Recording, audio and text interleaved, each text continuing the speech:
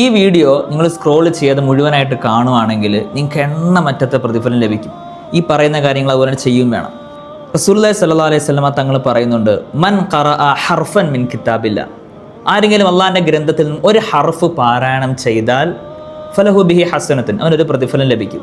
വൽ ഹസനത്തു ബിഅശ്രി അംസാലിഹ, ഒരു പ്രതിഫലം എന്നുള്ളത് 10 ഇരട്ടിയാണ്. എന്നിട്ട് റസൂൽ തങ്ങൾ പറയാണ്, ഞാൻ പറയുന്നത് അലിഫ് ലാം മീം എന്നുള്ളത് ഒരു ഹർഫാണെന്നല്ല ഞാൻ പറയുന്നത്, മറിച്ച് അലിഫ് എന്നത് ഒരു ഹർഫ്, ലാം എന്നത് ഒരു ഹർഫ്, മീം എന്നത് ഒരു ഹർഫ്. സുബ്ഹാനല്ലാഹ്, എത്ര പ്രതിഫലമാണ് ഒരു ഖുർആൻ ഷരീഫ് പാരായണം ചെയ്യുന്ന ഒരാൾക്ക് കിട്ടുന്നത്. സുബ്ഹാനല്ലാഹ്, ഓർത്തു നോക്കിയേ.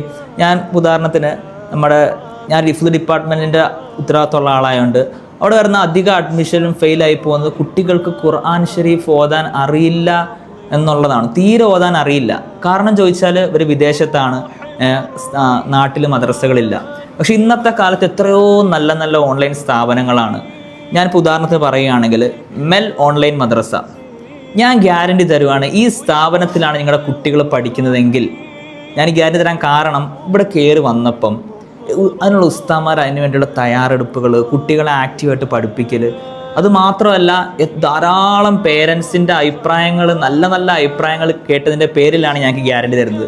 ഇവിടെ പഠിപ്പിക്കുകയാണെങ്കിൽ ഇൻഷാ അല്ലാഹ് നിങ്ങളുടെ മക്കൾ നല്ല രീതിയിൽ ഖുർആൻ ഓതാൻ പഠിക്കും എന്നുള്ള വിഷയത്തിൽ ഞാൻ ഗ്യാരണ്ടി തരുന്നു. അതുകൊണ്ട് നിങ്ങൾക്ക് ഇനി അവസരം ഇല്ലെങ്കിൽ ഇത് ഒരാളിലേക്കെങ്കിലും ഈ വീഡിയോ പങ്കുവെച്ച് കൊടുക്കുക. നിങ്ങൾ കാരണം ഏതെങ്കിലും ഒരു കുട്ടി, ഒരാളിലേക്കാണ് പങ്കുവെച്ചതെങ്കിലും ഏതെങ്കിലും ഒരു കുട്ടി അള്ളാഹിൻ്റെ ദീൻ പഠിച്ച് ഖുർആൻ ഒരു ഹർഫ് പഠിച്ചാൽ അതിൻ്റെ പ്രതിഫലം നിങ്ങളുടെ അക്കൗണ്ടിലേക്ക് വരും. ഇനി ആ കുട്ടി വേറൊരാളെ പഠിപ്പിച്ച് ഇങ്ങനെ പോവുകയാണെങ്കിൽ നിങ്ങൾ മരണപ്പെട്ടു പോയതിന് ശേഷം നിങ്ങളുടെ ഖബറിലേക്ക് പ്രതിഫലം വന്നുകൊണ്ടേയിരിക്കും ഇൻഷാ അല്ലാഹ്.